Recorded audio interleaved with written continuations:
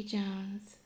I'm a spiritual medium and animal communicator, and I work with people and animals here in the physical and in the spirit world. And the title of my video is The Power of Soul Colors, the Essence of Your Life Path. As a working medium, I have the great privilege of connecting those on the other side with their families here in the physical. And many times when I'm working, I become aware of color. The color I become aware of is the color in the soul of the individual. Now, this could be someone on the other side or someone that's living. And I don't always see the color. Sometimes I do, but more often than not, I feel it. So if you're not a visual person, you can still work with color and you can learn to feel it. And through that feeling, you begin to have an awareness of traits that the individual possesses. And this helps you in aiding them in guidance. And also, if you are working as a medium, giving evidence of who that soul was when they walked this physical plane. Now, for clarity, I will elaborate on what the nature of what I mean by when I say spirit and soul. So to go over spirit, when I say the word spirit, when I refer to that in this talk, what I'm talking about is a part of the soul. The spirit is a part of the soul, but it's a separate identifiable part. The spirit is a power that runs through all living things. The power of the spirit is the same power that's in me that resides in you. It connects all living things to one another. Therefore, we truly are all connected. This power is neither good nor evil. It's not masculine, it's not feminine, and it's not divinely perfect. It is a power that is created by a greater power that I call Great Spirit. And in the spirit resides aspects of the spirit called virtues or vices. Now, virtues can be, they include, but they're not limited to, charity, hope, compassion, love. The vices would include, but not limited to, stinginess, envy, jealousy. And when we parlay that into color, we can start to see the color as being vibrant or diminished. If it's in its vibrancy, then it's in its positive aspect. If it's in its negative, then it's in its diminished aspect. So when we see the color, we need to pay attention to, are we seeing the color being bright and full, or do we see it being dull, being diminished? And this will help you in understanding the person that you're working with, whether they are here in the physical or on the other side. So the next aspect of the talk that I'm going to go into is the soul. Now, the soul is the individual walking out how their spirit is going to manifest within them. And the soul has components to it. The first component would be the spirit that I talked about. The second component is reason or intellect. Excuse me. Now, some people would argue, excuse me, that the intellect or reason has no place in spirituality. However, It is that conversation that we have on the inside of us that helps us understand ourselves, that helps us understand the world, our philosophy that we begin to build within our soul. That's all part of the reasoning process. So I would argue that it does have a place in spirituality. The next aspect of the soul is emotion. Now, everything that we do is an articulation of our emotion. And depending upon how the Spirit is going to manifest within us will depend upon the emotion or the depth or the intensity of the emotion that we express. So while that universal power runs through every one of us, the way that it manifests, it moves and has our being and has its being within us is different because we have free will. The fourth aspect of the soul is desire. And everything that we do is motivated by desire. When we fulfill one desire, another desire takes its place. It's what it means to be human. And in this aspect of the soul, it almost is that as a human being, we're always a bit unfulfilled because when we have one desire and we feed it, another desire will take its place. Very interesting, isn't it? So in this talk, when I talk about the soul, this is what I'm expressing here. Now, I'm going to touch on a little bit of the colors now. The first color that I'm going to talk about is red. Red is the color in the soul that is most seen in every body because red is the color of life. It's the color of blood. Everybody has some red in their aura, in their soul. Red is a masculine color. So men tend to have this color a little bit more strongly than women. It is seen in attorneys. It is seen in politicians in their soul. And the degree in which it's seen is going to vary. Because again, that expression of the spirit in the soul is different with everybody. The vibrancy of the red is important. The vibrancy of the color is important.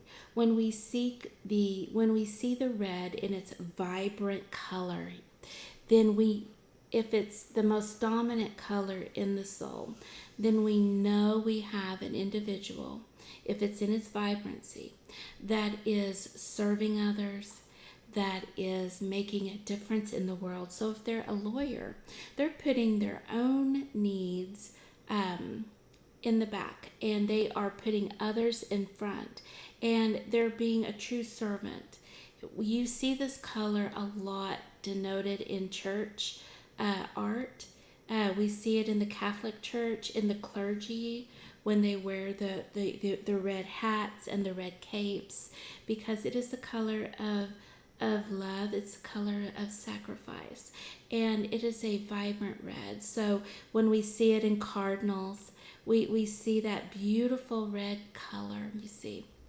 And again, when it's in its positive aspect, we know we're dealing with an individual, or we have an individual in front of us who is making a difference in the world. When we see it in its diminished color, in its negative aspect, then that color has gone more corrupt. The individual is no longer serving others, they're serving themselves. They are putting their needs first and foremost. We can see this sometimes in women who are going through divorce, If we see that red color in a diminished way, and it's the color of red is more muted. And if there were to be yellow present and that yellow color were muted, it would talk about a struggle in the mind, because the yellow has to do with the color of the mind and intellect. So red is a fascinating color. You can get a lot by seeing red in the aura or in the soul, and it can give you it can open the door into the profession that the person is working in. Are they having an influence of a man in their life that is difficult? Could be, and this is very interesting too. Are you becoming aware of the color and its past, present, or future potential? So by this, it would mean if you see red in a woman and that red color is diminished, it could be that if she's not in politics or an attorney, then it could be that she's struggling with her past and the influence of a man in her past. So it's very interesting to go and sit with colors. I do encourage you, if you would like, go and get ribbons, and get red ribbons, get blue ribbons, get green ribbons, and sit and hold the ribbon. Hold a red ribbon and let that color soak in that color into your own soul. And as you do, this will help and aid you in working with color and sensing it in other people and animals. The next color I'm going to touch on is going to be green. Now, green in a soul has to do with acts of service. So you would see green in nurses, you would see green in doctors, you see green in people that are in the caring services. Mediums and psychics have green in the soul, because we are serving others. We are doing our part to help others on their path in life. And in its vibrancy, we like to think of that green color looking like how the leaves look like in spring when they first come on the tree, and you have that vibrant green, just lush and beautiful, and it's brand new. That's the kind of vibrancy that you pick up in someone who is truly serving others. Now, you very well might see it in an attorney or a politician, but you would see more of the red, because that red color, it's such a masculine profession. And by that, I don't mean men, but I mean that you have to be a very strong person to be able to work in that type of atmosphere. Now, in the caring professions, that green color in its vibrancy, we're going to see it in someone who is truly in their full potential of serving others. When that green color has gone more diminished, it goes into its negative aspect, and it talks about jealousy. It talks about people that they gossip, they interfere with the success and the life journey of other people. And that's where, if you have that color in the soul, it has a flip side to it. So even though it's beautiful to have green in the soul, the negative aspect of it is that the person can be easily prone to be jealous. They can be easily prone to gossip, to be someone who likes to stir up strife. So, and that's not to say that they always do, but it is something to watch and be aware of. Another color that is fascinating to work with is orange, and that is the color of spiritual healing. Now, orange has two colors to it, red and yellow, and when we take those two colors, you get orange. And we're talking about the depth and the beautiful, blazing, beautiful sun in the sky, that beautiful orange. You see it in people that have overcome great difficulty. The yellow, when it's in its positive, talks about the mind being very healthy. When that yellow has gone more muted, more color like mustard, it denotes a person with a mind that is busy, that is troubled, that their thoughts are not clear. So when we see that beautiful spiritual, beautiful orange, then we know this person has great healing that is building up within them, the spiritual healing. The yellow is the color of the intellect, and when we see it in someone, when it's vibrant, you see it in psychologists, you see it in psychiatrists. Now, they too would have green in the soul, but the dominant color would be yellow. You see it in accountants, in people that are in math, people that work with math, with numbers, because it takes the mind, the power of the mind, to be able to work in that way. When that yellow color has gone more muted, it could denote cancer. It could show that the person is depressed. Now, that may be more of a blue color, because we can see depression when someone does have blue around them, but not always. Okay, but the prominent color of the mind is yellow. Silver is an amazing color to see in someone. If you've ever heard the expression, every cloud has a silver lining, when you see silver in a person, it denotes someone who has overcome great obstacles, and they're not bitter. They've moved past being bitter. They embrace their difficulty, and they're able to see, and they have growth for what has happened.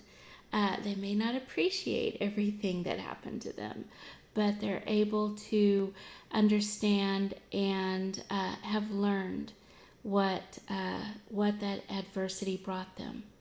Someone that would have silver in their soul, in their aura, that is in its negative aspect, it's not in its brilliancy, then they haven't quite gotten to where they can appreciate the adversity. They're bitter. And this is where the medium or the psychic can help them move forward, and can help them understand the challenges that they face. So when you do work with color, or if you are someone who sees auras, next time that you do become aware of that, try to become aware. Is the color that you're seeing, is it vibrant? Is it muted? Are you seeing it in the past, in the present, or the future potential of that soul?